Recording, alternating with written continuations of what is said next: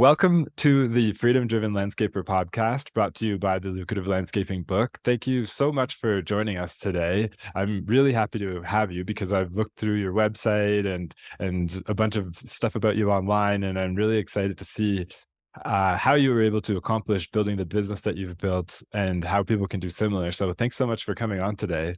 I'm glad to have you. Yeah, thanks. I'm glad to be on. We were supposed to do this last week, obviously, and we got a bunch of snow here in Iowa, so it just didn't work out. And was out moving some snow and putting some salt down. So I apologize for that, but I'm glad to be on here today with you. Yeah, no, I'm super happy we were able to make it work. So first thing I wanted to know was how did you get into all this? What's your story? I mean, without going into too much detail, but like what's Sure, the gist of it? Yeah, how did that sure. happen? So, like anybody else, I kind of got into it with luck, or with the way most people do. I got lucky, and a lot of the right place at the right time. I actually my career prior to landscaping was in the hospitality industry. I ran and managed hotels for about 15 years of my life. Did that out in Indianapolis, Cincinnati, and then of course here in Des Moines. And in 2008, kind of when the economy crashed, I was running a hotel here in Des Moines at a local resort, and it was going okay. It was a job. It wasn't a job that I was going to last real long at, I didn't think.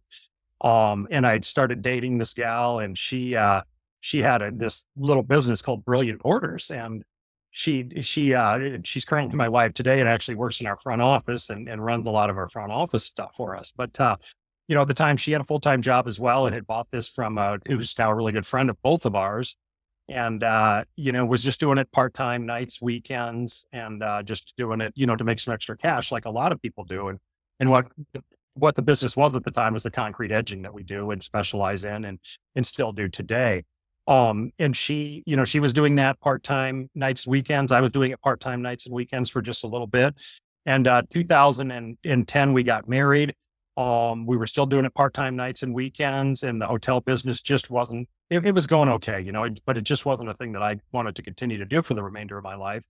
Doing that 45, 50 hours a week, and then coming home and doing Brilliant Borders another 20, 25 hours a week. And, it was one of those days I had a bad day at work and came home and, had to go pour these concrete borders, and just didn't want to do it that night. And I sat my wife down and I said, look, one of these has to go. I can't keep doing this, going to work and I come home mad, pissed about something, and then, have to go do this. And we made the decision at that time to, that I would leave my career and pursue this full time. And that's what we did. And she continued to work in the field that she was working in. She has a great sales background and marketing background, and continued to work in that, and worked for a business a little bit here and there. And then, just last year came and joined us full time, and has been running our front office ever since. And, in that time since we really took off in 2010 until today, there's been a lot of growth.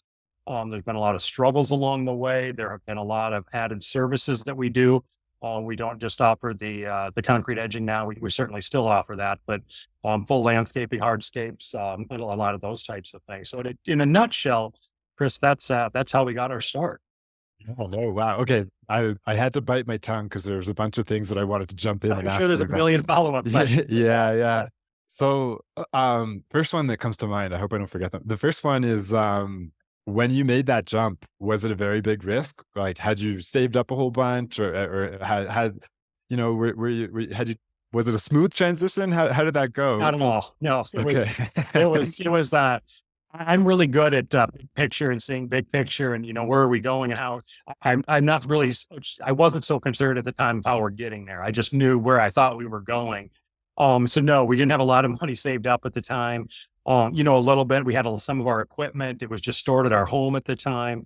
It was just one of the things that we had to make a decision either way. And I had full benefits there, healthcare, 401k, had everything there, and left a pretty good position to do this. But no, it wasn't a smooth transition. There were times when we talked about selling our business at one point, many, many years ago, right in the beginning, when it was just a giant struggle. There were times when we didn't know how we were going to eat the next day, the next week, feed our family, because there was no work coming in, and the money was just going out because it wasn't doing well, and so there were a lot of challenges with it. We we thought it through somewhat, but not a lot. Much knowing what I know today, there would have been a lot of others. We would have done things quite a bit differently, I would say. Well, yeah, I mean, no regrets, right? We have to live with our decisions, Yeah. but yeah, what would you have done differently? So I certainly would have planned more. I would have had a lot more planning, and to be quite honest, I would have known our numbers a whole lot more than I did at the time. Um, Any in particular? what's that? Any numbers in particular? Just so I'm sure there's going to be guys that are exactly in or they But are just now in your position from yeah. before. So so what I didn't really pay a whole lot of attention to was the profitability of the company at the time. We were what I call a company that turned cash, and we had cash coming in and cash going out. But realistically, if we looked at it, not a lot left at the end of the day. And if there was, it was by pure coincidence or luck, I'd say. And Okay. we just didn't, or I just shouldn't say we. I didn't anticipate the actual costs of the taxes on the back end, just those little things that a lot of business owners get caught up in and don't think. You don't think to save the taxes, for your employees. You don't think to save the taxes that you make for the end of the year. And it just was one of those things that we just didn't put a whole lot of thought into how this was actually going to go. So I would certainly put more effort into that. And I would certainly know my numbers, because our business would be quite a bit different today, I believe, had I known those and did some of that stuff. I think we'd be much further along than we probably are. Think do you think it would have, had you known your numbers then, would it have impacted your decision to make that leap though? Like what would have I mean, it's silly to do what ifs, but you know what I mean? Like, Yeah, I don't think it would have impacted the decision. I think we still would have made the decision to do it. I just think it would have been maybe a little bit longer decision, or we would have charged differently with what we did, and probably made better purchasing decisions on equipment that we bought as we grew our organization as well too. okay, I see. And then how long would you say it took you to sort of, I mean, I guess it wasn't very comfortable to be working a job full time and the business on the side. Like, how I get it was sort of some pain at the beginning to get through, but how long would you say it took to get to a point where you were comfortable with the decision that you made and that you were happy that you had made the switch? It was probably about a year to 18 months, 16 months, somewhere in there.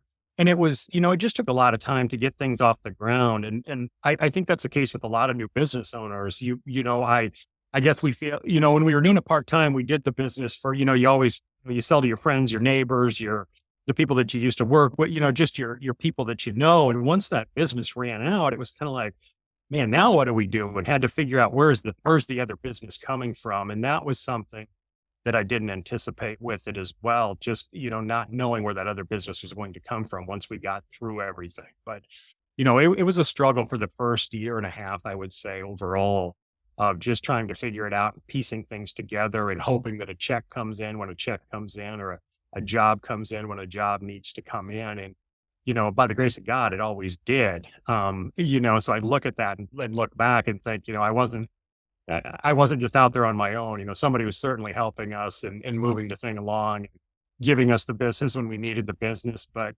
not giving us so much that I was going to screw something up with it as well, I guess I would say. So, Yeah, a lot of faith through that first year, I'm sure.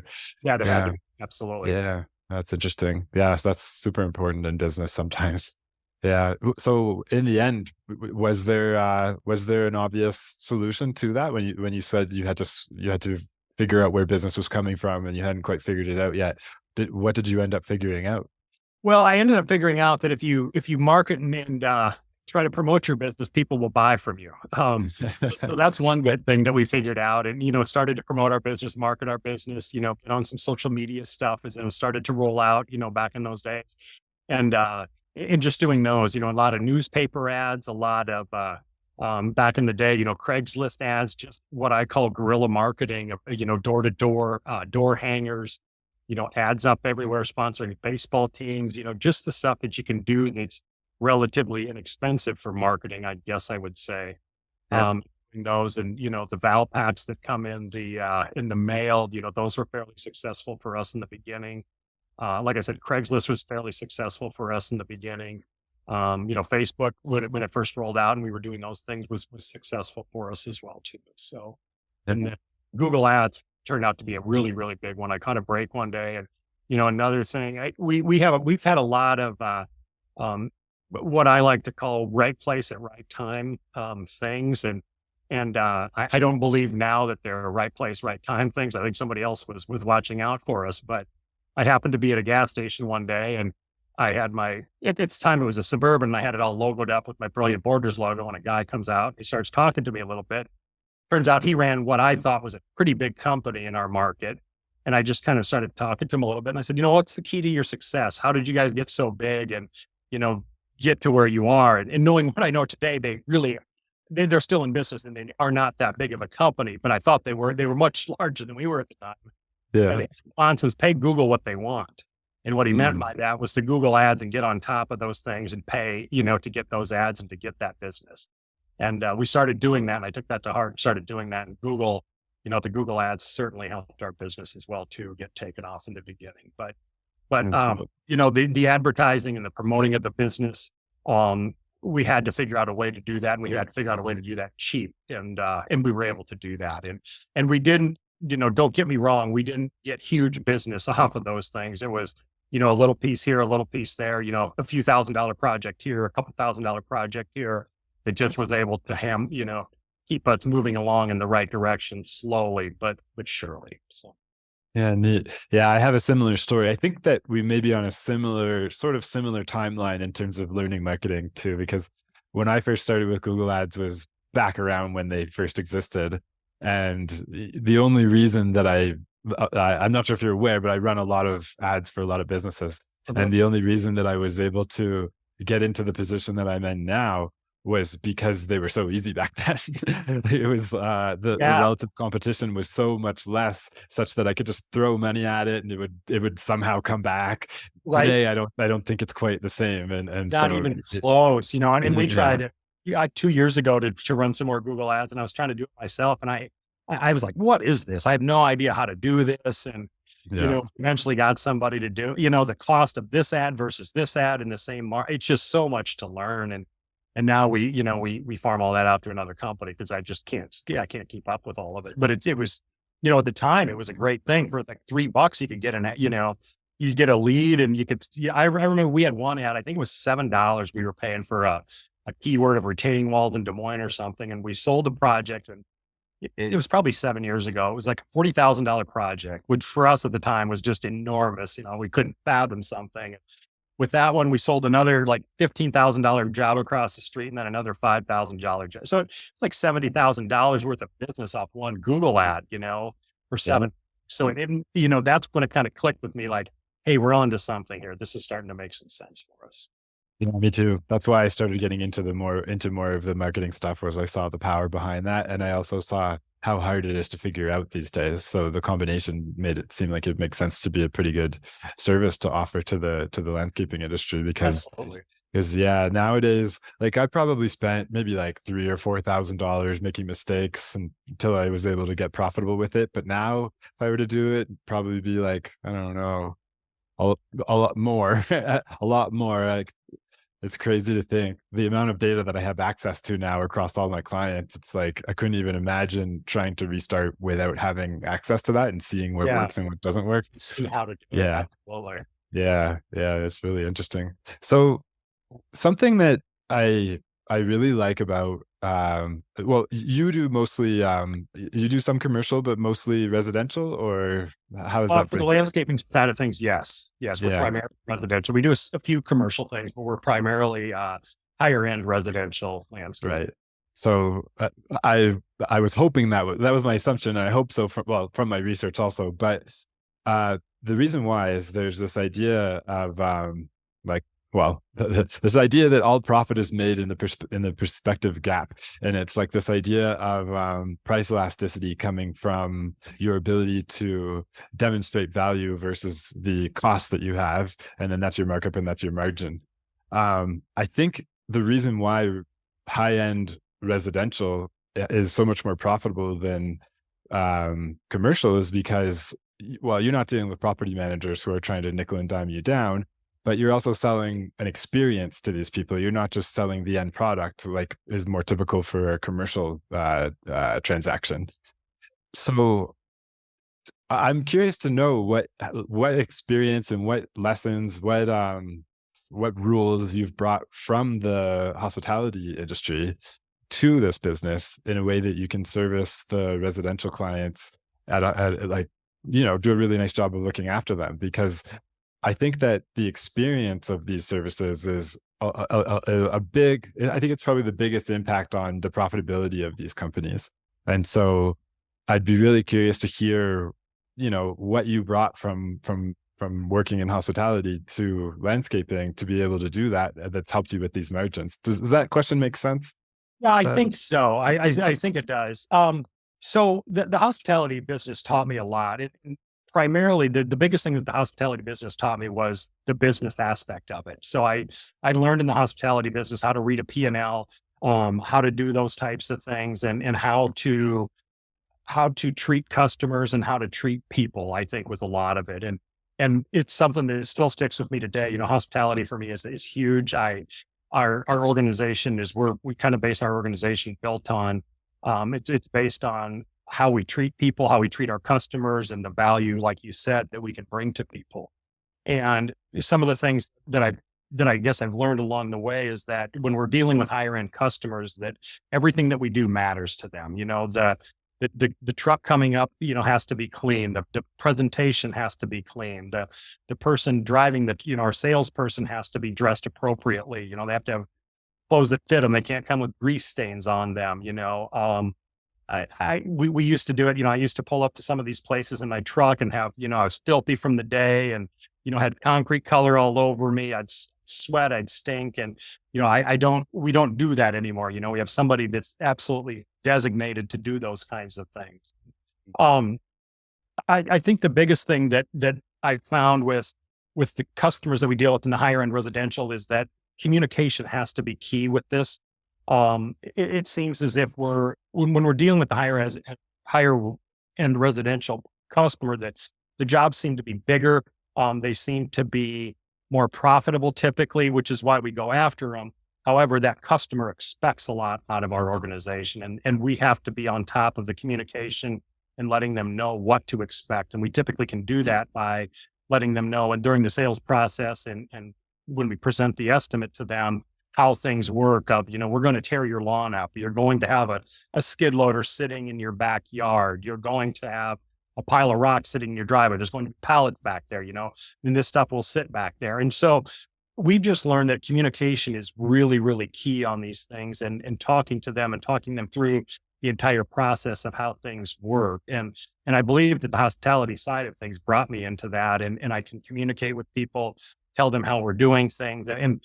And more importantly, I've been able to teach and coach our people on how to talk to them as well, too, I believe. And, the hospitality was something that I think taught me that as well, that we have to be patient with people. Not everybody can explain exactly what they want, when they want it, where they want it, how they want it.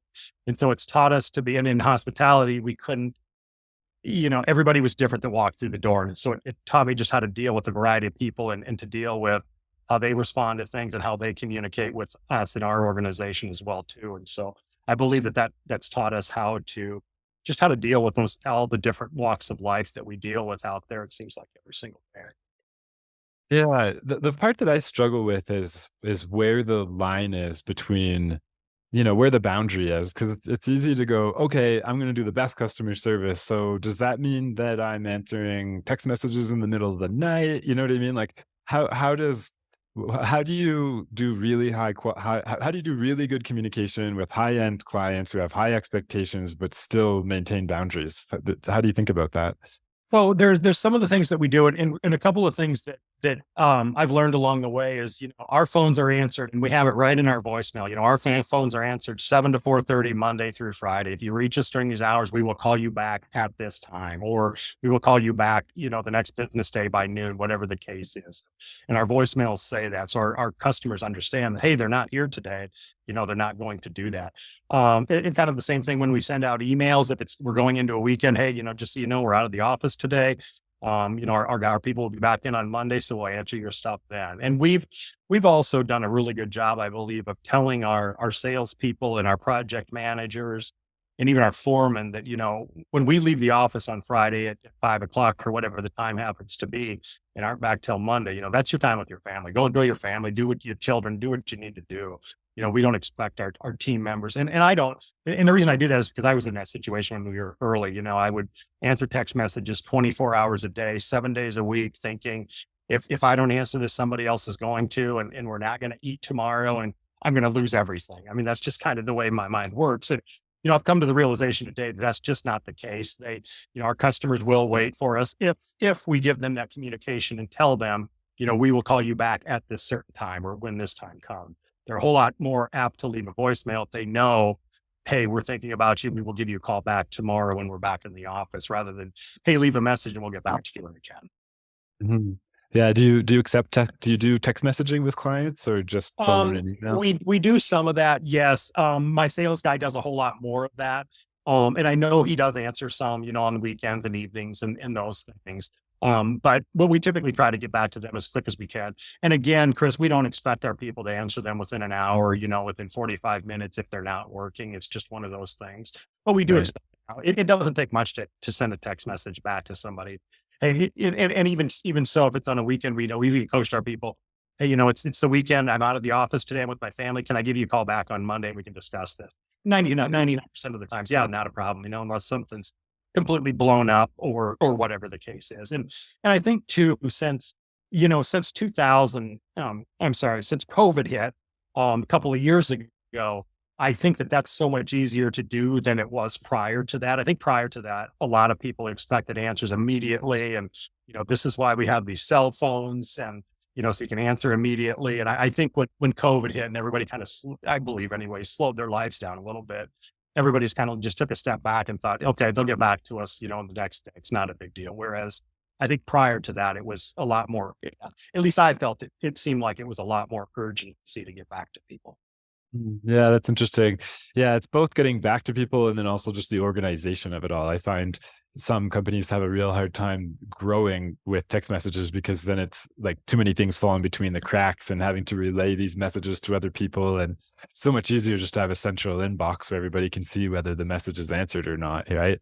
Yeah. I'm always asking everybody how they handle that because I do find that a lot of smaller businesses get themselves into a position where the owner, when they're still doing all the sales and management, they do it all through text message. It seems like a lot of small, really small businesses are like you described, texting people 24 hours a day. And I try to help them kind of get off of that, but a lot of them have the perspective that you mentioned of, no, I have to do this or else it's not going to keep working. So yeah, it's interesting to see what the strategy is to transition away from that kind of, to start to put a little bit of distance between yourself and the business and start to delegate more. Yeah. How And would, one thing too, yeah. I would tell whoever is new in the thing, and I made this mistake too. My business line was my personal cell phone. It was to me. And that Yeah. turned out to be a huge, huge mistake in the beginning as we continued to grow. Cause you can't get away from it. I mean, everybody's with their phone, you know, for the most part, 24 hours a day anymore. You can't, even at home, you can't get away from it. And you'll see now here on my desk, I've got two of them, Yeah. one's little phone and this one's my work one. And, 5:30, the work one stays on, it stays on my desk, leave here every single day just because I don't want to answer, Yeah. and, Good. and important, my family's more important. And what I'm doing outside of here is more important.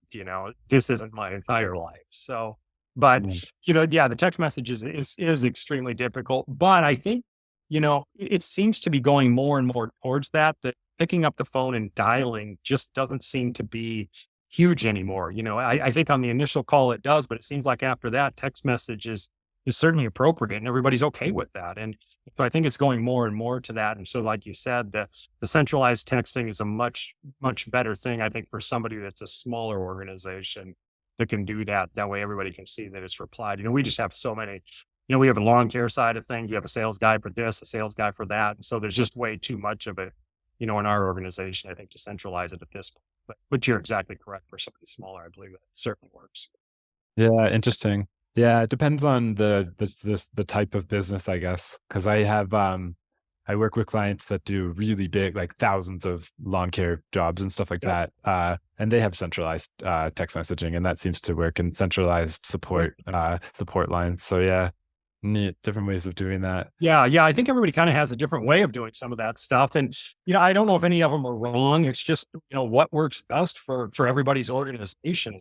It's like, yeah, Yeah, wrong is when it's getting in the way. Like I'll work with business owners sometimes who are just so overwhelmed that I can see parts of their businesses are on fire because they're too focused on the thing that keeps beeping at them. And it's like, stop it. You know what I mean? Like, let that fire burn, fix these ones. It'll be much better, and well, yeah, look, and the text messages too, if you're constantly blowing up, I mean, and if you're sitting at your office trying to get an estimate out and it's a longer estimate, or you're trying to do something, it's a little more prolonged project and you're getting interrupted every 15 to 20 minutes with a text message, you just yeah, can be shot and you don't get a whole lot done. So yeah, they, they can be counterproductive as well too. yeah. Well, that and the out of hours interruptions. I think that, well, I know that they've done all sorts of studies on productivity for office workers. It's not the same for laborers. I mean, you can kind of stack a pile of bricks for quite a long time, and then before your body just can't do it anymore. But for Yeah. work that you're thinking about, they've proved in a bunch of different ways that once you get past a certain threshold, I don't know what it is. I think it might be like 40, 45 hours, something like that. You end up being less productive than if you had just worked 30 hours. And so a lot of guys are caught in this like hamster wheel, right? Where they're working 24 hours a day, but they're getting less done than the guy who just would work less. And so I'm always trying to be like, okay, no, we're going to automate the phone so it stops ringing and you can't even answer it. It's going to go somewhere else. We're going to stop doing the text messages. We're going to switch these things up. And then I see these guys, like, all of a sudden they have so much more capacity to handle their businesses, and then everything runs so much more smoothly. The whole, what is it? Slow is smooth and smooth is fast kind of idea kicking in Yeah. there. Yeah. And even that, I shut down my email in the day. I only check it a few times a day, typically, just Mhm. because of that reason. If it's open, it's beeping, something's dinging. I can't pay attention to what I'm supposed to be doing. And there's just so many distractions, in the workplace anymore that, as a business owner, I've got to get as much of that out as I can so I can focus on what I'm supposed to do, because is my time, I feel anyway, my time is probably the most valuable asset that I have. And it's the only thing I can never get back. And so when I'm here, I have to be productive. I want to be able to leave at 5 o'clock and go home and, enjoy my family and my, what I do at home. And I can't do that if I'm here, being interrupted all day and have to stay till 7, 8 o'clock at night to get the stuff done that I have to have done. So it's extremely important to be able to be focused, I think, when you're at work and being in that business and growing the thing. And especially as you continue to get bigger and bigger and grow, those distractions just become more and more and more. And, today I don't have it so much with my text messages or my email ringing. It's this door over here. And if the door's open, hey, you get a second, and it's never a second, but Yeah.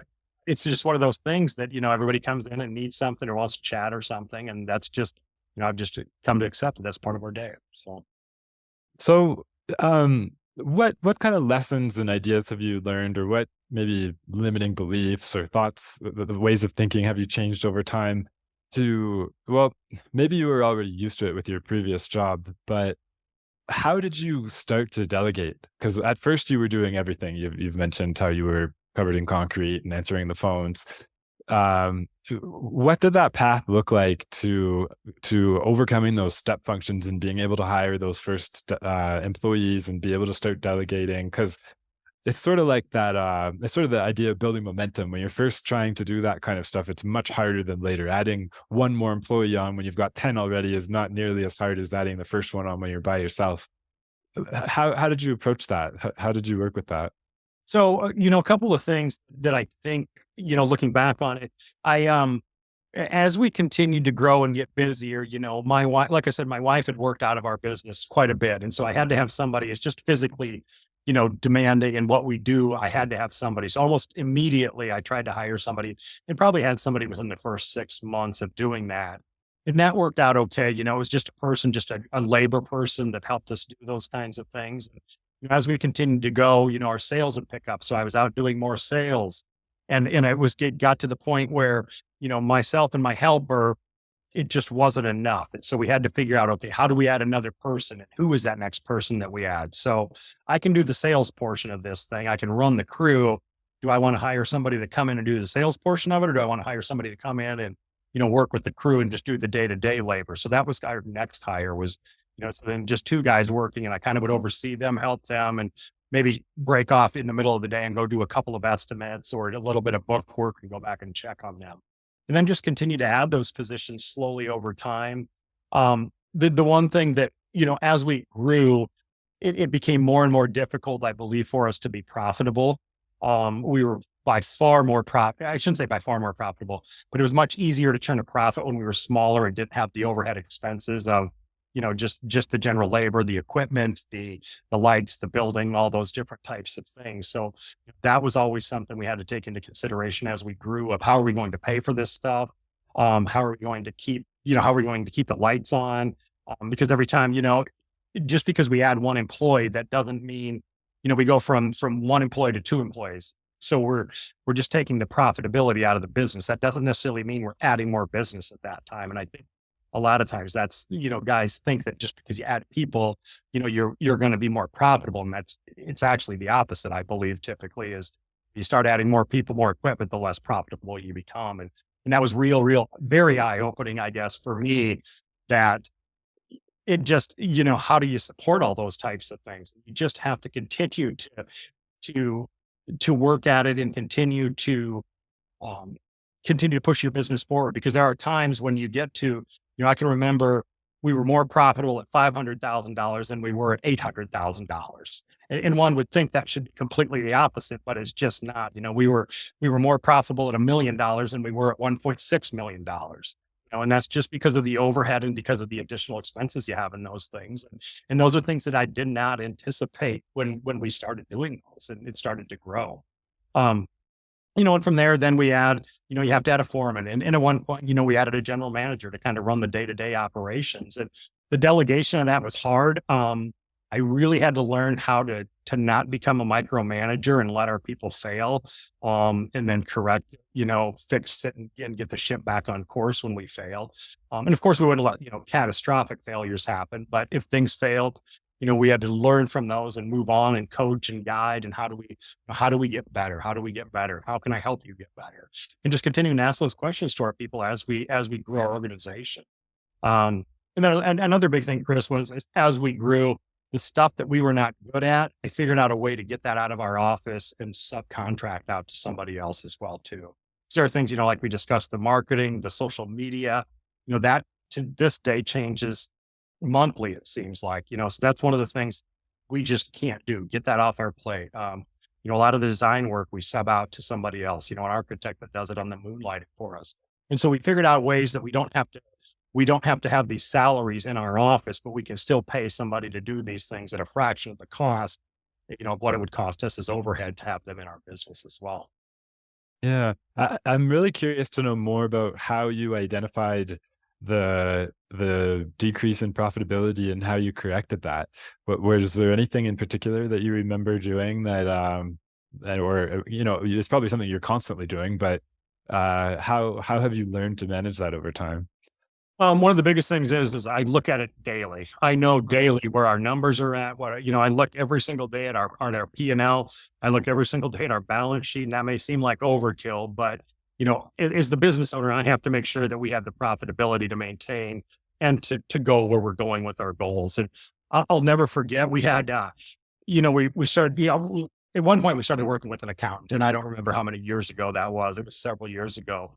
But, we were in his office and just talking to him, and he said, last month you did, and I forget the numbers for sure, but it was $220,000 in revenue. And this month you did $190,000 in revenue. You were far more profitable with 190,000 than you were with 220,000. And I'll never forget. He said, why? And I didn't have an answer for him. I couldn't tell him. And that's when I really started to pay attention to why, that makes no sense when you have, $40,000 difference and you're more profitable with the lower one. Where did that extra 40 grand go? So that point, that exact day made me really realize that, if we don't pay attention to what we're doing, we can blow thousands and thousands and thousands of dollars very, very easily without having our hands around stuff. And so we really started to, I guess, tighten the grip on who was buying, who was purchasing. Because it used to be in our organization, if you needed something, everybody had a credit card, just go get it. Well, they walk into the store to buy a new shovel, and we also get a pair of gloves, some batteries, and this, so that $35 shovel now costs us $85 to get out the door with everything else that we bought. So just little things like that, we started to realize made a difference on things. Um, we started to pre-purchase if we can pre-purchase stuff. A lot of times your vendors will give you terms on certain things. This time of year, you can typically buy fertilizer for the entire year. You don't have to pay for it till April, and they'll give you a discount on it. So there's all sorts of certain little things that you can do to increase your profitability. But you have to pay attention to it. I think that's the biggest thing is so many business owners get bogged down in just the day-to-day operations and trying to get the grass cut, trying to get the retaining wall in. They forget about the business side of things. And I'm here to tell you, if you forget about the business side of things, you won't have to worry about it for very long. So Yeah, harsh reality. yeah, Yeah. it really When is. when you're looking at those numbers daily, is there anything, what in particular are you looking for? You must have sort of a routine that you do for that. Yeah. So I always look at where's our revenue at for the month? What's our goal for the month, and how far away are we on that? And then I look down a little bit. I look through the cost of goods sold. Okay, what's our profit goal? Where are we at for our profit goal? How far are we away from that? And then I go all the way down to the bottom line. And how much have we spent in taxes? How much have we spent in labor? What's our bottom line? What's our bottom line profit supposed to be? Where is it, and how do we need to get there from those things? And so, like we're in the middle of the month right now. We're having a down month. In March, we typically don't make money. We're ecstatic if we break even in March, and it looks like we're going to this year. But every single Monday when we have our team meetings, I tell our staff, this is where our revenue's at, this is where we're supposed to be, and this is what we need to get there. And we make adjustments every single week based on those numbers. So, last week I was like, hey guys, we're going to break even this month. It looks like we need a little revenue. We maybe need a little bit more snow. However, breaking even, we're not spending anything that we don't have to this month, So do we need this or do we want this? We need it. Okay, then we need to buy it. We want this. Well, let's wait another month. And so every single week we're talking about these things and making sure we're on track with where we're supposed to be with our team. And then, like I said, every single day I'm looking at these numbers, making sure that, I know where we're at with them, what's coming in for revenue. Because when you start to get bigger as well too, you can run out of cash really, really fast. And I think that's another thing that people don't understand. And so that's another thing that we watch our cash flow of. How much do we have in the bank? What's coming in? What other projects do we have? And, how's that going to continue to pay our bills, pay our employees, pay all this other stuff that we need to pay? So those are just some regular things that we look at every single morning and on a daily basis and a weekly basis to make sure we do that. And then we also have a call with our accountant, our CPA every single month. And he kind of tells us, this is where we're supposed to be. This is where you are. We graph it all out from the previous 5 years to see, this year versus the previous 4. What's our cost of goods sold? What's our labor as a percentage? So we look at all these different types of things in our revenue and in our business. So, what's our target and where should we be at? And I can tell you, Chris, there were a lot of years where we didn't have any targets. We just went out and sold what we could sell and hoped we made money. And when we really started to look at things and started to take a look and get some help with some of those things and really pay attention to it is when the profitability of our business really started to grow. Right. That's interesting. Yeah. I've come across a handful of people who kind of have a mentality of, like the numbers aren't great, so why bother looking at them, sort of thing, and I was really interested to hear your response to that routine question because it makes perfect sense. Basically, you're just looking at your actuals against your targets. And then the part that you didn't really mention too much about that I'm assuming that you do is anytime it's off target, then you're digging into figuring out exactly why that is and reverse engineering what's going on there.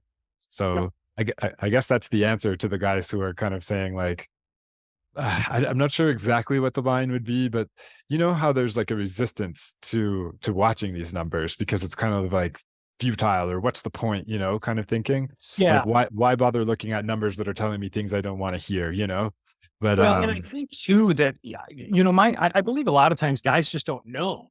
So many guys, I think, get into our line of work and they've learned it from working from guys like me and those, which is fantastic. I mean, everybody has to learn somewhere and they go out and start their own thing. And the things that they don't realize is they can put in a retaining wall, they can build a beautiful patio, but it takes a whole lot more to run a business and to know the numbers and get employees and to do the taxes and to do all those things. And so I think our barrier of entry is very, very low. You just don't have to have a lot of overhead to get in our business. You have to have a truck and you can rent everything else to do that and maybe an employee. And so everybody gets into it and thinking they can make more money doing it than than working for some, which I believe they can, but they just don't know the business side of things. And so I think, sometimes if I don't know the business side of things, I just won't look at it and won't worry about it until I absolutely have to. And then a lot of times then it's too late, unfortunately. And Yeah. there's so many guys out there that are resourceful, that coach and that mentor and that, like you and, can help guys like that. And I really wish someone would take advantage of it. But it's just unfortunate some of them don't. They have to have the interest, I guess, Yeah. also of running a business and not just landscaping. Yeah. So, one kind of last question. It's kind of open ended. It may not be the easiest question, but what would you advise for guys following in your footsteps, trying to build a business that is going to serve them and their families, and not just you know eat up their existence? From the your experiences and your successes and your mistakes, what would be the main idea that you would recommend for somebody wanting to know about that? I boy, definitely plan ahead. Make sure you know what you're getting into and you know your numbers. And also, I would say grow slow. I think a lot of people want to grow fast, and you can grow very, very fast in this business, as many of us know. It's very easy to do if you do some decent work and can figure out a way to get a few guys working for you. You can grow your company very quickly. The problem that we ran into when we grew it very quickly is we didn't have a lot of policies and procedures and just the general pipelines of the foundation in place to do a lot of those things. And 3 to 4 years down the road, it really caught us. And so I would tell those guys, grow it slowly, make sure you have the policies, procedures, and profitability place to continue to move it forward rather than just figuring out as you go. Because I think so many guys just get into the thing and okay, we need 4 more lawnmowers because we just got 2 new accounts and just figure out and just start slapping things together without any plan. And this business will eat you alive if you don't have a plan and don't have a way to figure out how to make all that stuff work. Well, thank you so much for coming on today. Really appreciated getting into dig into your perspective and learn from your experience. That's really great. Thank you very much. Yeah, absolutely. Thanks for having me.